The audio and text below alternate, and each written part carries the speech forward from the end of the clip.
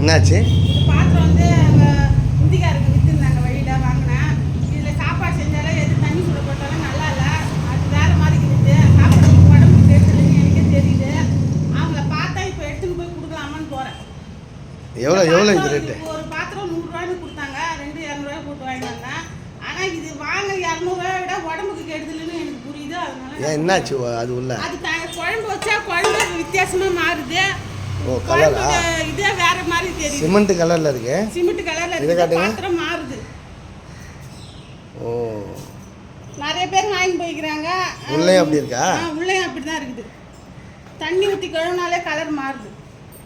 எப்போ வாங்கினீங்க? இது வாங்கி 2 நாளாவது வாங்கி. எந்த இடத்துல? இதோ இங்கே ஓட்டு இந்த கடை அது இருக்குதா இந்த பக்கம். காமராஜ் சாலையா? காமராஜ் சாலை நம்ம சாலை இந்த பக்கம். ஓ, வீட்டுக்கிட்ட தான் இந்த காய்க்கு பால் ஊற்றுக்குதுல்ல அது பக்கத்தில்.